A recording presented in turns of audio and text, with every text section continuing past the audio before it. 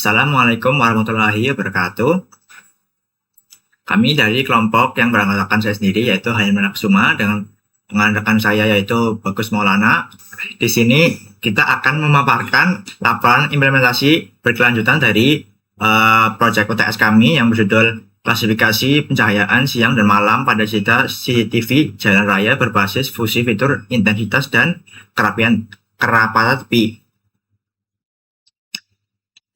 Lalu saya lanjutkan.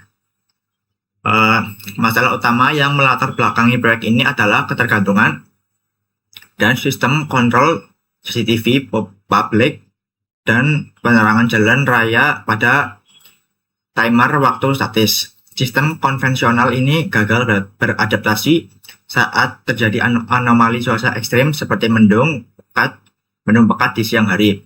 Di sisi lain, penggunaan sensor fisik seperti LDR juga rentan mengalami kerusakan mekanis akibat cuaca luar ruangan. Oleh karena itu, sistem pengolahan citra digital kami hadir secara real time untuk memproses frame CCTV menggunakan metode fuzzy fitur agar klasifikasi tetap tangguh dan tidak mudah terkecoh oleh kondisi cahaya yang ambigu.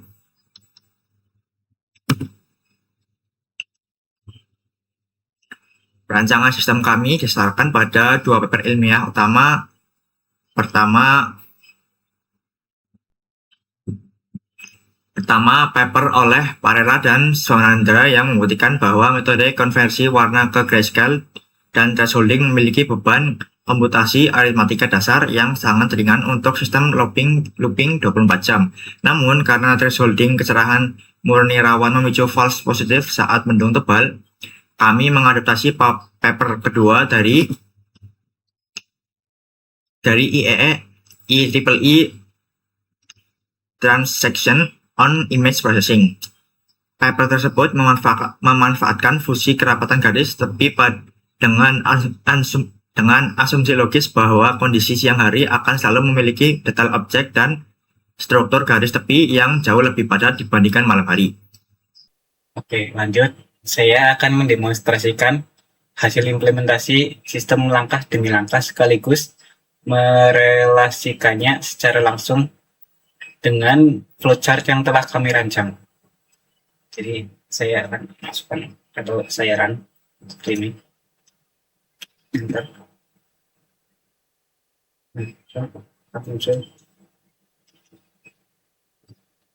Seperti ini. Jadi langkah pertama pada alur pengembangan kami adalah input citra. Seperti yang terlihat di sebelah kiri ini, citra CCTV aslinya. Aplikasi kami berhasil membaca fungsi spasial dari raw data matrix 3 channel RGB langsung dari folder dataset. Di sini kami menguji total ada 10 citra pantauan CCTV dari internet. Jadi data CCTV-nya itu kami ambil dari internet. Nah, pada panel ini juga kami sematkan overlay SkyFi HUD untuk melacak matriks kalkulasi data secara interaktif. Nah, di langkah kedua dan ketiga pada alur sistem adalah pre-processing berupa image enhancement dan konversi warna sebelah sini yang kanan. Nah, hasil implementasinya dapat dilihat pada panel yang kanan ini. Nah, citra RGB mentah ditingkatkan kualitasnya menggunakan metode contrast stretching. Seperti itu. Proses ini memaksa rentang pixel melebar agar area gelap dan terang menjadi tegas. Matriks tersebut kemudian langsung dikonversi menjadi citra grayscale satu layer menggunakan rumus luminance guna memangkas beban komputasi laptop saya. Nah, di langkah keempat dan kelima itu pada alur sistem adalah proses filtering dan deteksi tepi. Implementasinya ada di sebelah kiri bawah. Yang ini tuh. Nah, tepi-tepinya itu terdeteksi. Sebelum mendeteksi garis, Citra grayscale dihaluskan terlebih dahulu menggunakan fungsi Gaussian blur untuk mereduksi bintik-bintik noise akibat ISO tinggi kamera CCTV di malam hari. Setelah citra bersih, sistem mengeksekusi algoritma Kenny Edge Detection berdasarkan nilai gradient magnitudenya. Hasil konvolusinya adalah visualisasi garis batas objek bergradasi neon yang memetakan marka jalan, trotoar, dan bodi kendaraan. Dari sinilah nilai parameter kerapatan tepi berhasil kami ekstrak secara presisi. Nah, langkah terakhir pada alur pengembangan kami adalah ekstraksi fitur, fusi, dan klasifikasi. Sistem mengisolasi dua parameter secara real time, yaitu nilai rata-rata kecerahan dan rasio kerapatan tepi. Kedua fitur komplementer ini digabungkan secara matematis melalui persamaan fusi fitur kami.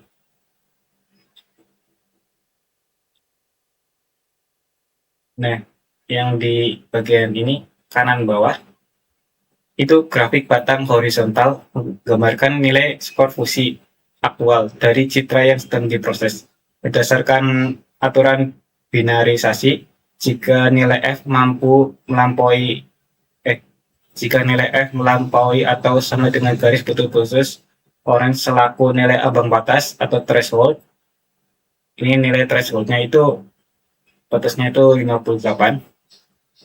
Maka sistem secara mutlak memutuskan output bernilai 1 atau siang. Sebaliknya jika nilai berada di bawah 58, maka output bernilai 0 atau malam. Seperti ini. Nah, dapat dilihat ketika citra berganti kondisi malam hari menurun secara signifikan, membuat batang grafik menyusut ke zona merah di bawah threshold, dan status klasifikasi pada HUD berubah otomatis menjadi malam secara akurat. Nah, seperti ini. Jadi seperti itu ya.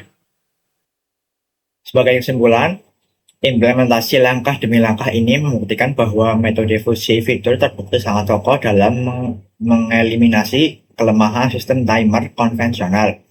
Sistem tidak lagi terkecoh oleh kondisi pencahayaan yang ambigu karena memiliki parameter validasi ganda dari struktur garis benda di jalan raya. Demikian pemaparan implementasi proyek PTS dari kami. Kurang lebihnya mohon maaf. Terima kasih atas perhatiannya. Wassalamualaikum warahmatullahi wabarakatuh.